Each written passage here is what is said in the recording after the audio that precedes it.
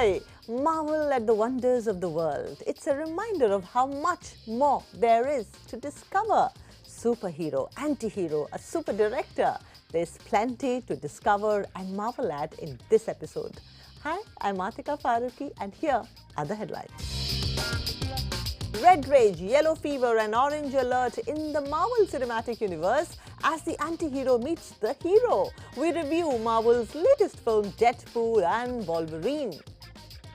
The Twisters experience from last week has sparked a wave of nostalgia. The 1996 Warner Brothers and Steven Spielberg co-production Twister is our recommendation of the week.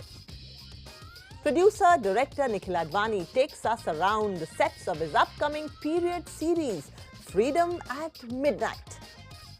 And Piyush Mishra talks about his acting process in our special capsule focused on the actors called In the Mind of an Actor.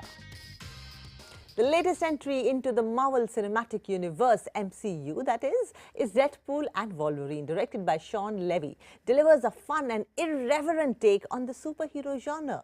This film marks the first appearance of Ryan Reynolds, Deadpool and Hugh Jackman's Wolverine in the MCU, blending their unique dynamic with a fresh wave of meta-humor and self-awareness. The story kicks off with Deadpool, played by Ryan Reynolds, attempting to join the Avengers, but finding himself relegated to a mundane life as a used car salesman. His luck changes when he is summoned by Paradox, a cosmic middle manager played by Matthew Macfadyen.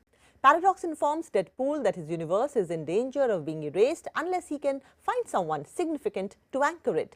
Deadpool decides that Wolverine, despite his death in Logan, is the perfect candidate. Deadpool's quest takes him across various timelines to find a suitable Wolverine, ultimately landing on a version who is a traumatized alcoholic wearing his iconic yellow suit.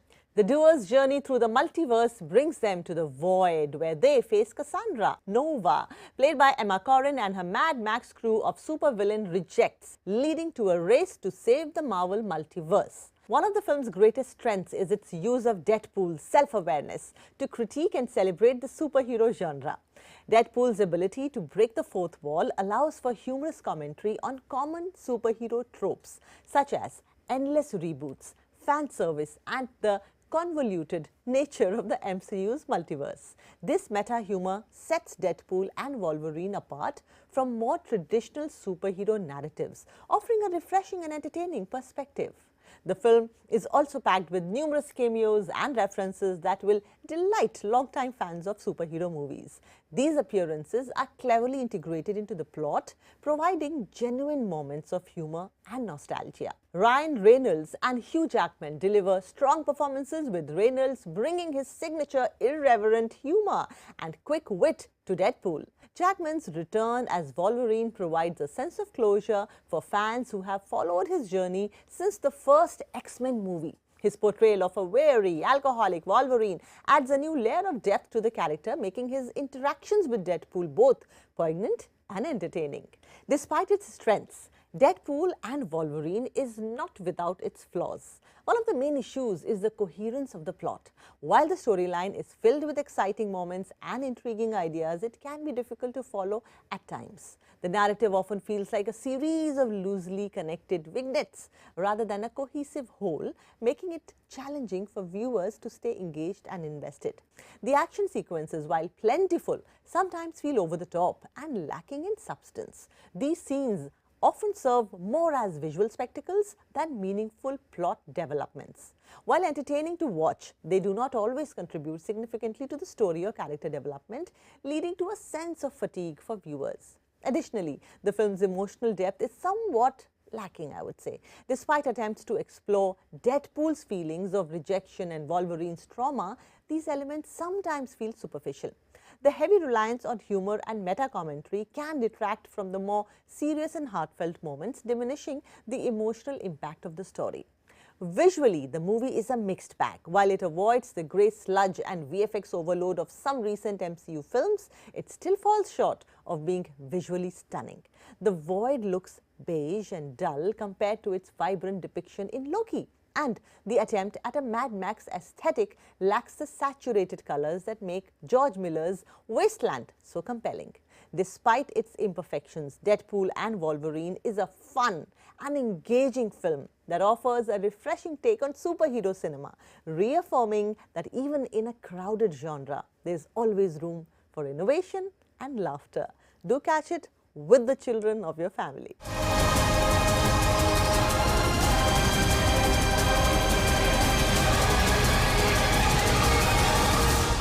And now moving on, last week we reviewed Twisters and also spoke to the leading cast and director Lee Isaac Chung. The film and the chat proved to be a thrilling experience, evoking a sense of nostalgia. After all, before Twisters, there was Twister. In 1996, Steven Spielberg's Amblin Entertainment and Warner Brothers co-produced this disaster thriller film. This is our recommendation for this week. So here it is. The Twister stands as a defining film of the 90s, blending action, drama and groundbreaking special effects to create an unforgettable cinematic experience. Directed by Jan de Bont and starring Helen Hunt and Bill Paxton, the film captures the raw power and unpredictability of nature through its thrilling depiction of storm chasers on the hunt for the perfect tornado. At the heart of Twister is the story of Dr. Jo Harding, played by Helen Hunt, a dedicated and somewhat obsessed meteorologist, and her estranged husband, Bill Harding, played by Bill Paxton. They reunite to chase one of the most powerful tornadoes in decades in America. Their mission is to deploy a revolutionary tornado research device called Dorothy, designated to gather data from within a twister to significantly improve tornado warning systems and thus save lives. One of the most remarkable aspects of the Twisters is its groundbreaking special effects, revolutionary at that time. The film's visual effects team, led by Industrial Light and Magic, that is ILM, employed a combination of practical effects and cutting-edge CGI to bring the tornadoes to life with stunning realism. The sequences depicting the formation and destructive power of the Twisters are nothing short of breathtaking, immersing viewers in the heart of the storm. The iconic scene from where the team encounters an F5 tornado, the most powerful category of tornado, showcases the film's technical prowess. The scale and intensity of the tornado, combined with the film's expertly crafted sound design, create a sense of awe and terror that still resonates with audiences even today. The Twister offers a rare glimpse into the world of storm chasers, portraying their dedication, bravery and the inherent risks of their profession. The film's depiction of camaraderie and rivalry among different storm chasing teams adds authenticity. The competition between Joe's team and a corporate-funded team led by Dr. Jonas Miller, played by Carrie Elwes, highlights contrasting motivations within the storm-chasing community. The script, co-written by Michael Crichton and Anne-Marie Martin, balances scientific accuracy with dramatic storytelling. The Twister remains a beloved classic, earning its place in the annals of disaster cinema. Its influence extends beyond the film industry, inspiring a renewed interest in meteorology and storm chasing. I suggest you must watch Twister from 1996 this weekend with family.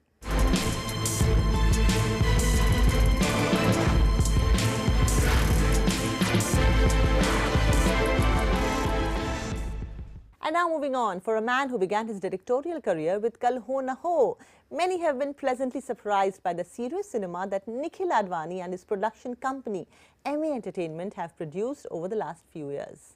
Let's not forget that Advani's early foray into cinema was as a writer on Saeed Akhtar Mirza and Aziz Mirza's slice-of-life drama, Naya Nukkad. Recently, he has delved into historical subjects after exploring Mughal history and empire and honouring India's eminent scientists Vikram Sarabhai and Dr. Homi Bhabha in Rocket Boys. Emmy Entertainment is now set to tell the story of the partition through Freedom at Midnight, and Nikhil was gracious enough to take us through on his set. After Rocket Boys, was actually during Rocket Boys कि Danish sir and Shaugato came to me, and Danish sir's favorite book is Freedom at Midnight. Shaugato's favorite book is Freedom at Midnight, and my favorite book is Freedom at Midnight. तो they came to me and I think that they had already plotted कि मतलब कि हम लोग इसको उसको इस तरह से हम लोग we'll so I said कि यार इसका rights कभी मिलेंगे नहीं and they said हमने already discuss किया है हमने हमारे पास already we are in deep discussion with the Lapierre's trust to get the rights and so I can't take the credit for it. I just can just basically thank them for allowing me to make this show. I mean it's my dream to make this show.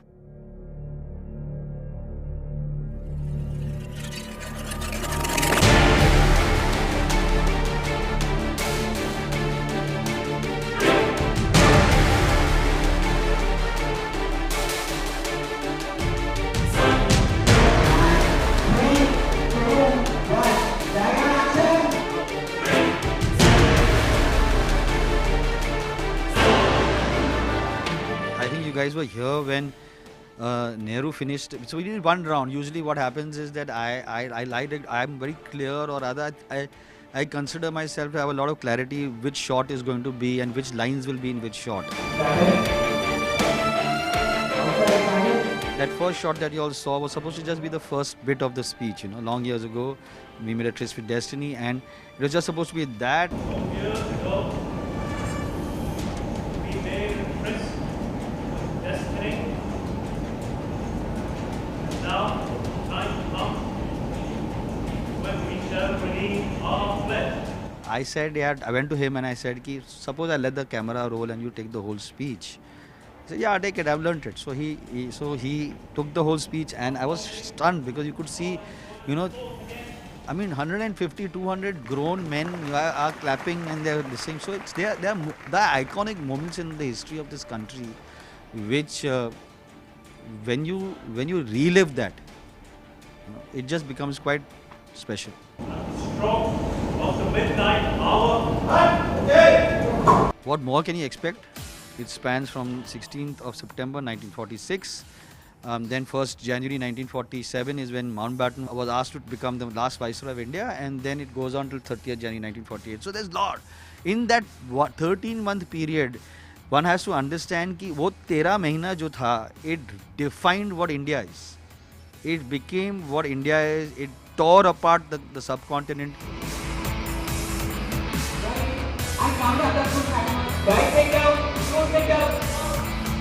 Okay. Unfortunately, Pakistan was created. India got shattered. 20 million people walked away from. So there are sequences where we are recreated the Exodus, where 20 million people went across the border.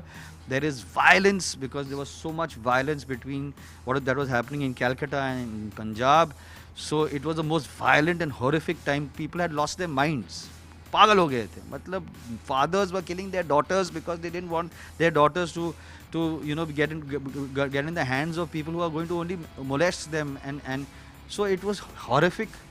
It was also a lot of politics. Games were being played inside rooms, in the back rooms.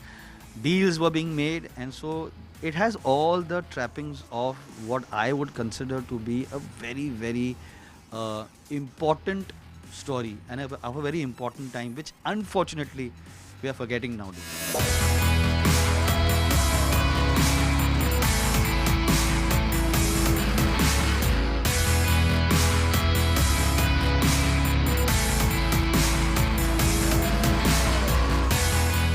I think that the criteria to cast this show was very important from a point of view that we need to make sure that at least the people who we get for the show will be able to represent these great and giant men, right? We were very, very lucky with our Gandhi casting and with our Nehru casting, and Kavish, who's my casting director, usually has a very important role to play and still plays an important role, but funnily, the person who played the most important role was Jayant Dada, who was my prosthetics person, because he would turn around and say कि ये आदमी को मैं बना सकता हूँ, ये आदमी को मैं नहीं बना सकता. But a lot of people who were possibly very, very good for the roles lost out because we could not make them into what we made them. So we really worked hard. The team has been working for more than 3 years to get us to this position today, to make sure that we get all the detailing right. And we still obviously will get some of it wrong. But those are choices that we have made knowing fully well that we can't get them right.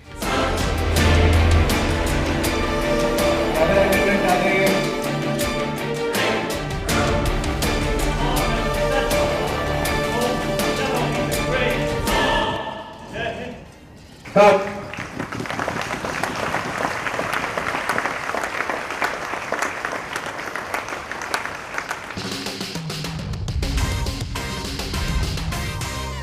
It's time for a short little break, but coming up, seasoned actor Piyush Mishra reveals the films that inspired him in the journey of being an actor. Don't go away.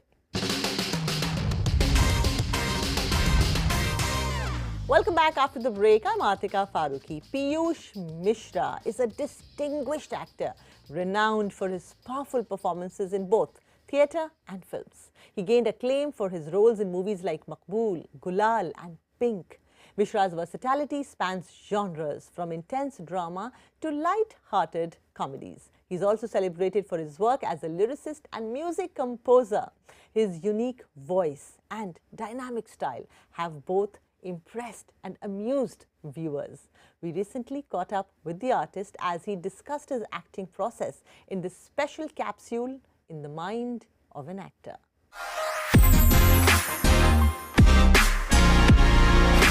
Which I did to NSD, National Floor Drama, Delhi, New Delhi.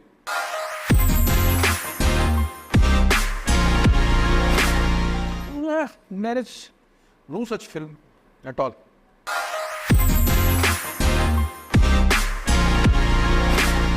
That was way back in 1998. That was Rilse with Shah Rukh Khan. With Shah Rukh, I did the first shot of my life. I interviewed him in the shot. So that was the first shot. I interviewed him. I played a CBI inspector, and he played the so-called victim, so-called culprit. And I interrogated him, and that's all. And it was quite liked by my director Mani Ratnam and my cinematographer Santosh Shivam.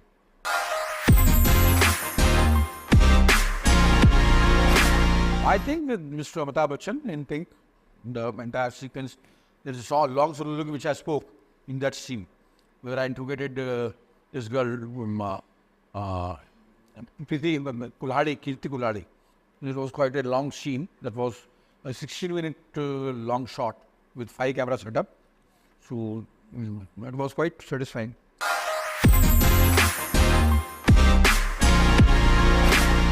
You should touch here. Should touch here. There is no logic behind it. It should touch here.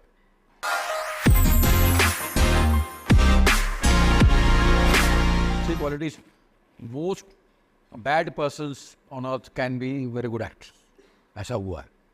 The qualities to खाली it's an inborn instinct. Acting is an inborn instinct which happens only with certain group of people. Not everybody can act the way not everybody can sing, the way not everybody can paint.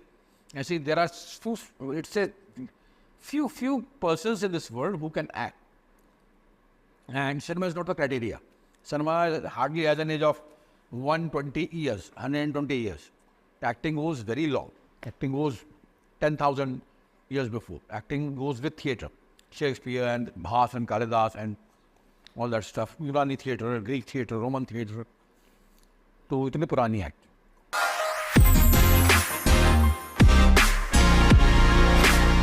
I read a lot. I read a lot about the script. I read a lot the script. I read at least. I make it a point that I read it daily. I usually get the script 2 months before the shooting, and I usually make it a point to read it daily, once in a day. I read it religiously. So many things come into my mind automatically.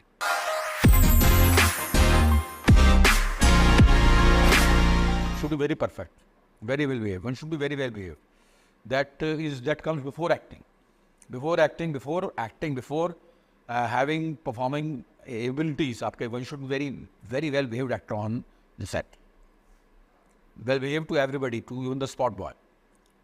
He has got no right to create any quarrel with anybody.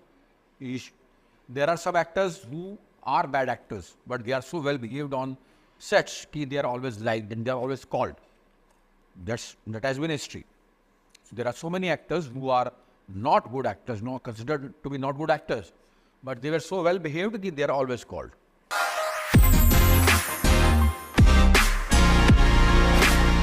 Experience, tajurba.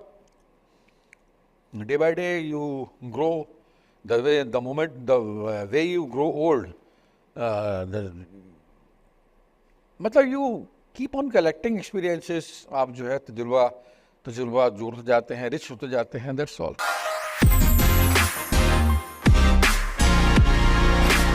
I don't agree with most of the actors I have learned from, but a bit from Nasir when he was young, when I was young, a bit from Nasir. So many things from Manoj Vajpayee,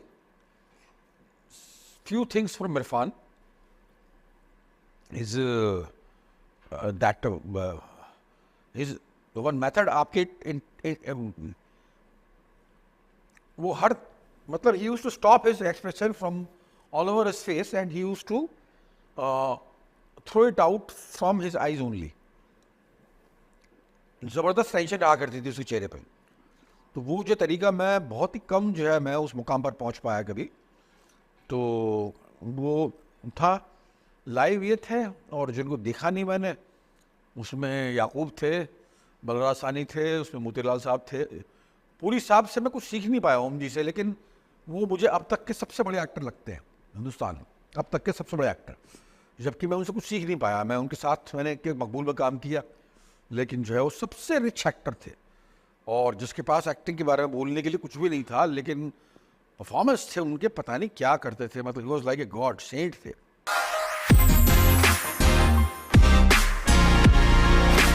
Godfather.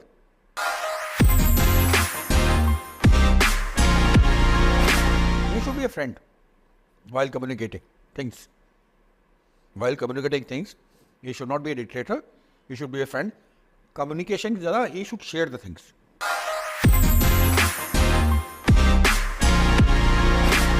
What, Sharma? There's a certain enchantment in the way raindrops delicately kiss the earth, leaving behind a trail of freshness and renewal. We hope you felt the same about this episode. Enjoy the rains, drench yourself in the marvel that cinema has to offer this weekend. Goodbye, and I'm Atika saying ta-da.